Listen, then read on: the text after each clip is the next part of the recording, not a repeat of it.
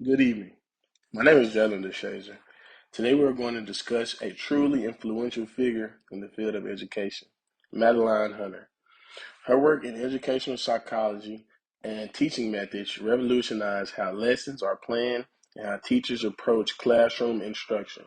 By the end of this presentation, you will see how her ideas continue to shape teaching today, even decades after her contributions. Let's start by looking at her background and early life, as these early experiences influenced the theories she would later develop. Madeline Hunter was born on December 13, 1916, in Los Angeles, California. At this time, Los Angeles was a rapidly growing city with many different cultures coming together. Growing up in such a diverse environment likely shaped her understanding of the importance of education for all children, no matter their background. Her family was a middle class and education was highly valued. Hunter's father was a teacher and her mother was a homemaker who supported both his work and Hunter's educational ambitions. From a young age, Hunter was encouraged to excel academically. This support, coupled with her innate curiosity, helped her develop a passion for learning and teaching. As a child, Madeline was an avid reader. She enjoyed books that expanded her mind and exposed her to new ideas. This love for reading became one of the cornerstones of her intellectual development. Hunter also grew up during the Great Depression. This was a challenging time for many families, and she witnessed firsthand the difficulties that children from lower income families face in accessing quality education. This experience inspired her to later focus on ensuring that all students, no matter their circumstances, could succeed academically. Her desire to make education accessible and effective for all children was a direct result of the social challenges she saw in her early years. After excelling in high school, Madeline Hunter attended the University of California of Los Angeles, also known as UCLA. When she earned her bachelor's degree in education, UCLA helped her hone her interest in understanding how children learn. It was here that she began to develop a deep interest in the role of teachers in shaping the educational experience. Following her bachelor's degree, she went on to earn a master's degree in education, focusing on educational psychology. During her graduate studies, Hunter realized that there was often a gap between the educational theories discussed in academic settings and what was actually happening in the classroom.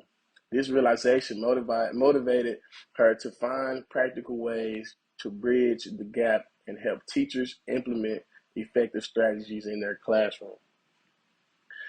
Madeline Hunter's personal life was also important to her career. She married and had children. Though she kept much of her personal life private, her family was an important support system for her throughout her career. Early in her professional life, she worked as a teacher in public schools in California.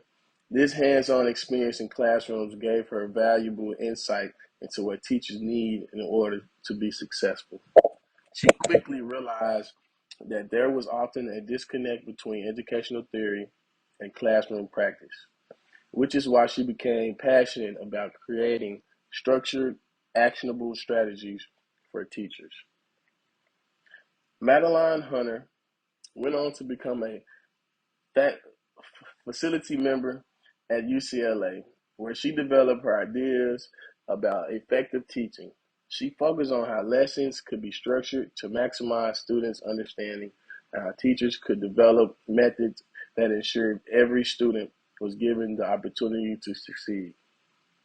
One of Hunter's most notable contributions to education was the Hunter model of direct instruction, a structured approach that emphasized clarity, focus, and organization in teaching.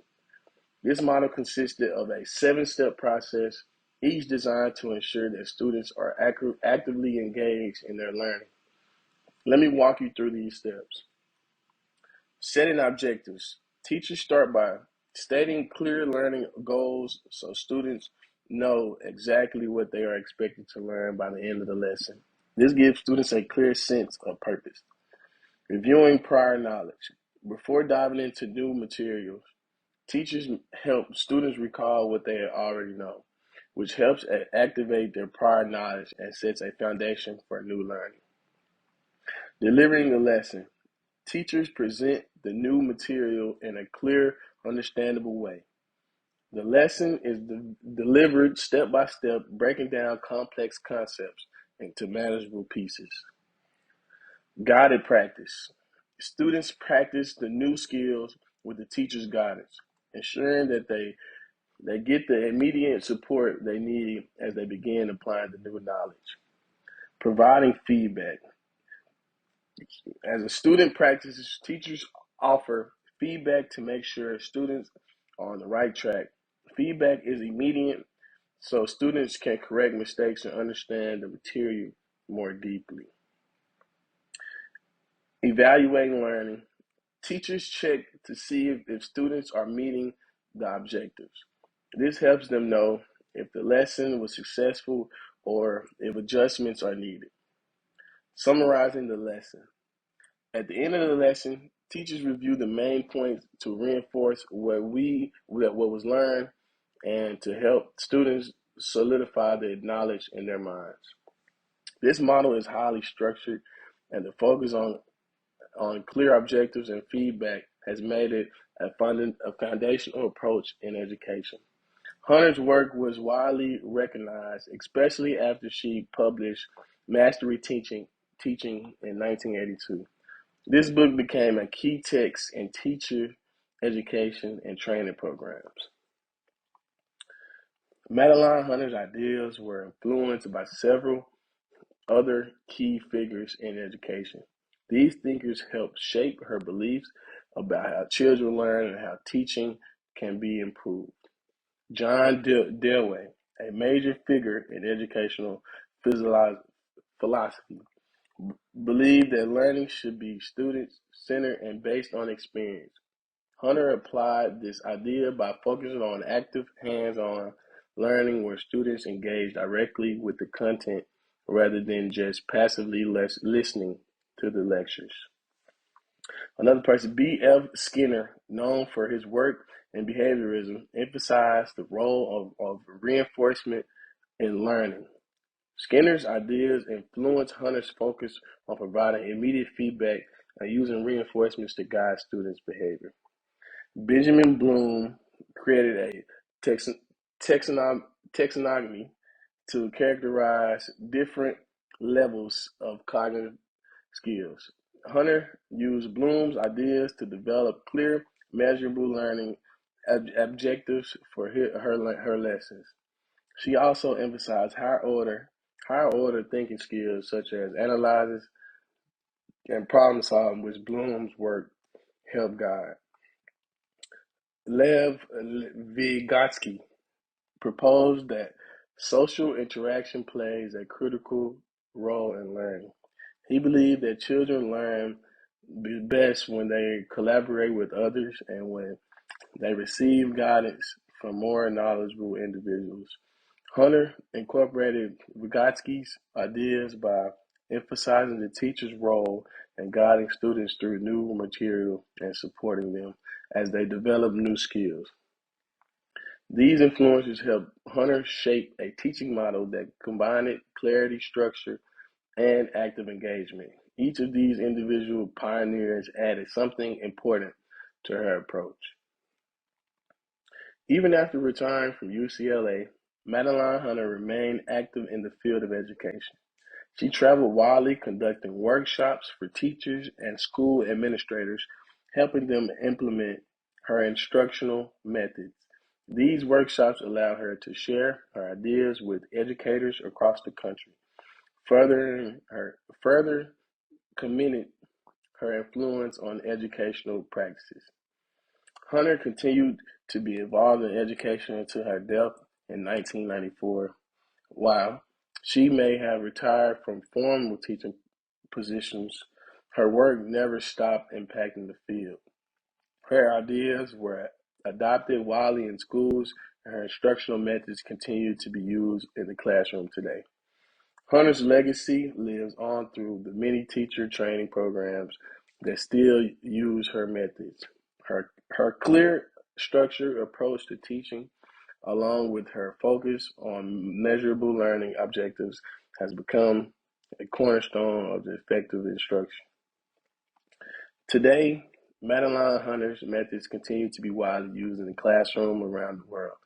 Teachers rely on her structured approach to lesson plans, ensuring that each lesson has clear, measurable goals. This has helped students understand exactly what they are expected to learn. The direct instruction model Hunter created is still a vital part of the classroom teaching. It emphasizes clarity, focus, and systematic teaching practices that ensure students learn efficiently. This model is practically important in classrooms with diverse learners as it provides a framework that accommodates different learning needs. Moreover, Hunter's emphasis on active learning remain relevant today. Her strategies encourage teachers to actively engage students in the learning process.